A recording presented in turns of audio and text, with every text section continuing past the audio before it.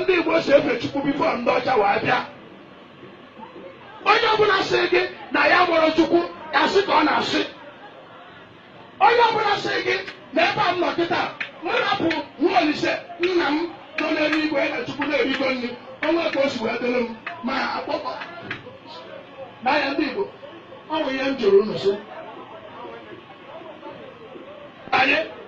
onye ji wee na-awụ St. Peter, St. Ignatius, St. Ferdinand, St. Anthony na Panopta anya ma aka nkụ ha yọbara ya ayọ kwa eziokwu wee jụọ ndị Igbo wee sị ọrụ na afa nna gị bụ nwa Olise etu afa nna m si wee bụrụ nwa Olise anwa Olise anwụọla ọ nọ na be mmụọ wee jụọ wee sị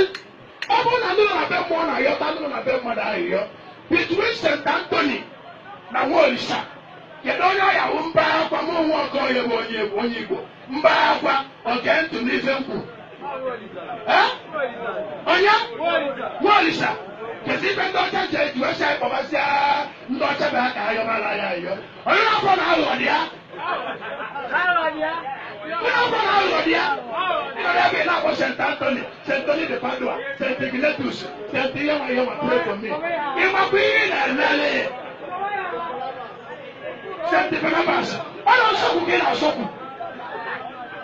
ịrapụ St. Okeke, St. Nwa Olise, St. Alibera, St. Nwaokolo, St. Ọfọma, St. Obichọfọha ndị nọ n'eluigwe ndị ichie ndị ichie biri ezigbo ndụ nọrọ n'igwe ha Chukwu nọ na-akpọ ka ha yọba ya ayịyọ nọrọ ebe a na-akpọkwa Chineke ya dịrị ya mma nọrọ ebe a na-akpọ ha ka ndị mamara ebe ha si ha sị gị na ha bụ ma Chukwu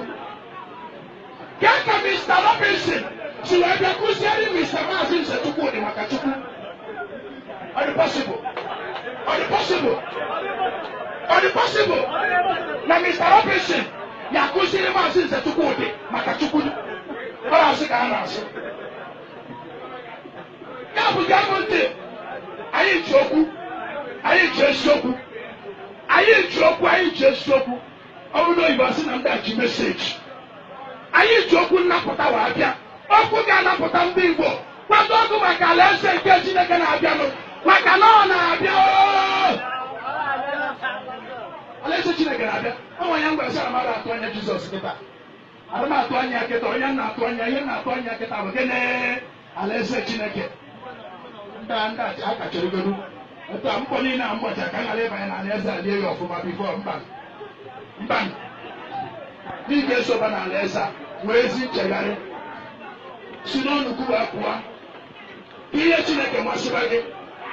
chọba ụzọ nke Chineke esozi na nkụzi nke mmadụ edufuo n'anyị nkụzi nke mmadụ anana anyị n'iyi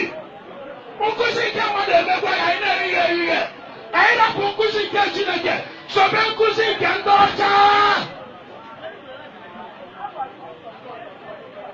onye gwara mama ya na-akpọ white wedding and nwunye m mana o nwere ihe o kpegidere n'ekpere n'ụwa ka m kpọrọ ya sị na na-eje n'ụlọ ụka eme white wedding nke a na ọ gbakwuru ọgba ihe eme white wedding ihe eme court wedding ihe eme traditional wedding sọsọ ị ndị ọcha na-eme onye ka ha na-eme ofu nke nwa onye nọ n'ụlọ ị na-eme ịtọ emeghere ọhụrụ na Chukwu ya nabata ya anyị bịa ka anyị mepee unu anya unu mepee anya nwere ife unu mepee anya chebe echiche ka mmadụ nwere ike si na ndị a na-akọgheri akọgheri ị nwere ike jụ n'ime ego anyị ntị maka na anyị dresịrị ka ndị Igbo ọrụ na anyị kpọchata anyị kịta nte ya ha si etu a anyị akwụrụ ebe a na-eme maskoproskoto ihe okoto ọprokotokoto ịma na anyị women of God all that man of God all the highest man of God ịma ya bịa kwụrụ ebe a na ọ sị na achọ mmadụ m n'isi ya bịa chụpụ ya mgbọsị aka m jere ọkụzụ mgbọsị ọkụzụ na awaji maka na ahụ m agba Ista a na-eselebreti bụ ịwachi ndị Igbo ọ na-atọ m ụtọ ọfụma ajụjụ njụ ndị mmadụ ịfụ mmọnwụ ndị Igbo esi na ajọ ihe ka ọwụ mana efu for the Christmas ikunu nwa uje ku ya efu ka for the Christmas nwa ndo ọcha ikunu nwa uje ku ya mana efu sha nwa nwa ya nje nwa no na lata po so ogide ami na mi na na ti ofuma nwa Igbo ka mbo Sentiwo Olisa Africa lo do gba ya